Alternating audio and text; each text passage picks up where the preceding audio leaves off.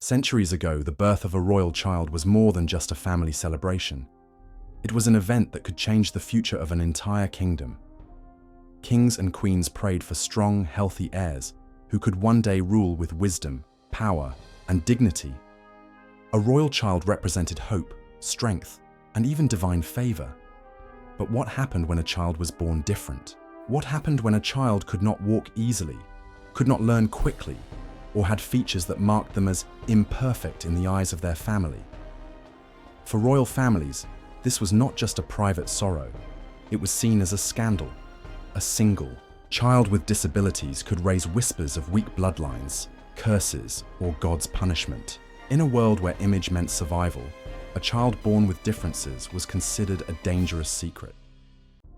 Throughout history, many royal children with disabilities were hidden from the public, erased from family records, or even declared dead while still alive. Their names were rarely spoken, their faces rarely seen. They were silenced not because they lacked value, but because their existence threatened the fragile image of perfection that royal families tried to protect. This is the untold story of those children, especially those born with Down syndrome, a genetic condition feared and misunderstood for centuries. It is a story of secrecy and shame, but also of resilience and memory. For centuries, monarchies were built on image as much as on power. The crown did not only symbolize authority, it symbolized perfection. A king was expected to be strong, a queen graceful, and their children the flawless reflection of their dynasty. Every heir carried the weight of an entire nation's hopes. In this world, perfection was not just admired, it was required. If a royal child was born with differences, it challenged the very foundation of the monarchy. An heir with visible disabilities could be seen as proof of weakness in the bloodline. Rivals might claim the dynasty was cursed. Enemies could use the child's condition as evidence that the family had lost divine favor. For kings and queens, such possibilities were unthinkable. To admit that their own blood was imperfect was to admit vulnerability. And in an age where power often rested on appearances, vulnerability could be fatal. This fear led to secrecy. Children who did not meet the strict standards of royal image were often hidden away. Some were sent to remote estates, others placed in institutions, and many were simply erased from records. The public was never meant to know they existed, but behind this silence were real children, innocent lives that deserved love and care, yet were treated as shadows. To understand why this happened, we must also understand what Down syndrome is and why it was so feared in the past.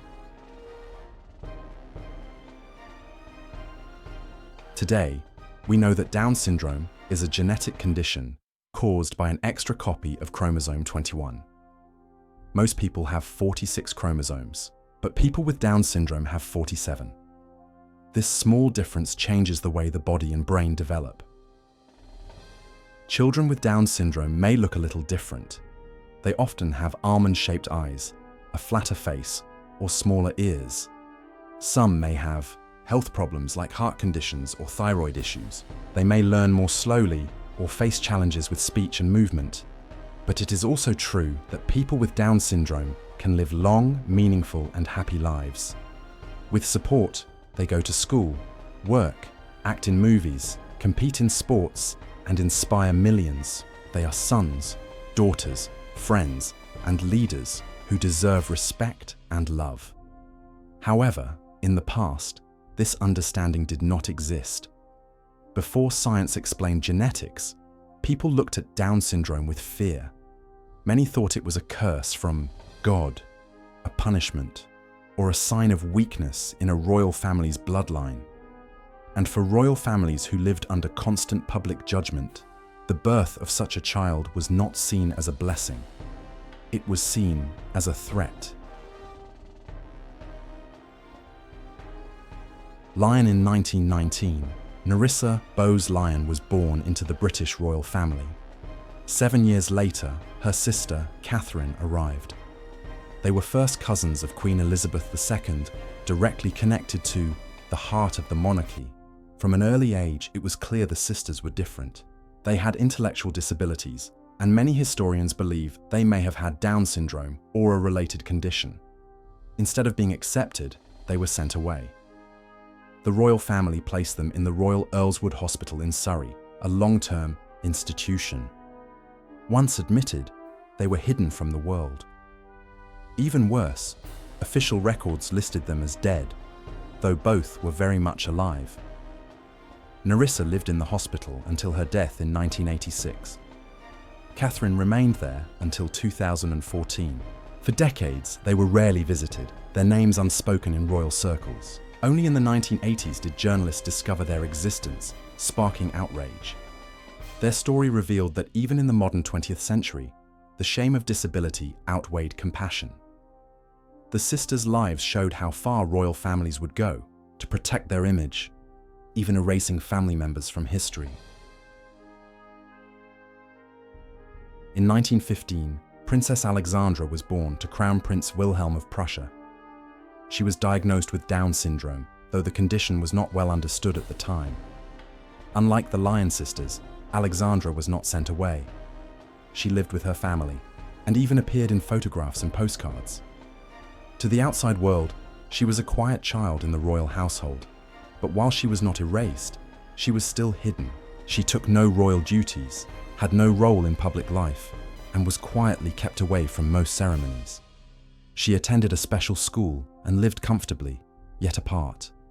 Her life represents a softer version of the same pattern: love in private, silence in public. Alexandra survived into adulthood, passing away in 1980. Her story reminds us that even when royals cared, they were still bound by fear of scandal. In 1928, Anne de Gaulle was born to Charles de Gaulle, who would later become President of France. Anne was born with Down syndrome. Unlike many others of her time, Anne was raised at home. Her parents loved her deeply. Charles de Gaulle was said to have a tender bond with her, often calling her his joy. But even here, there was silence. Anne rarely appeared in public, and her condition was not openly discussed. Tragedy struck when she died of pneumonia at just 20 years old. Her memory inspired her mother to establish the foundation Anne de Gaulle, a hospital for children with disabilities. This act of compassion showed that attitudes could change, but only slowly and often through loss. These well-documented cases are only a glimpse of the truth. In earlier centuries, medieval and early modern times, records are far more scarce. Historians believe many children with visible disabilities were quietly erased from history. Some were hidden in remote estates or monasteries. Others may not have survived infancy, with whispers of deliberate infanticide. The silence itself tells the story. If such children existed, their lives were rarely recorded. Monarchies depended on an image of perfection, and anything that broke that illusion was covered up. Why would powerful kings and queens, surrounded by wealth, palaces, and loyal subjects, choose to hide their own children? The answer lies in fear and reputation. In royal families, every heir symbolized the future of the dynasty. If an heir was born with Down syndrome or another disability, many saw it as weakness in the bloodline. Enemies could use it as proof that the family no longer carried divine favor. Rivals might whisper of curses or punishment from God. In such a world, imperfection was not just personal, it was political. Religion and superstition also played a role. In earlier centuries, conditions like Down syndrome were not understood scientifically. Instead, they were seen as signs of sin, curses, or moral failure. For families who ruled by claiming to be chosen by God, such a child threatened the very foundation of their power. And then there was the issue of image. Monarchies survived as much on myth as on armies. The public was expected to see kings, queens, and princes as flawless examples of strength and beauty. A disabled child broke that illusion. So families chose silence. Secrecy protected their image, but at a terrible cost to the children themselves. Today, the world looks very different. medical science has explained what Down syndrome is, removing the fear and superstition that once surrounded it. With proper healthcare, education, and family support, people with Down syndrome can live long and meaningful lives. They attend schools, graduate from universities, build careers, and start families. As we remember Nerissa and Catherine Bowes-Lyon, Princess Alexandra of Prussia, Anne de Gaulle, and countless others lost to silence, we honor them. Their stories belong in the light, and perhaps by remembering them, we ensure no child will ever again be treated as a secret to be hidden away.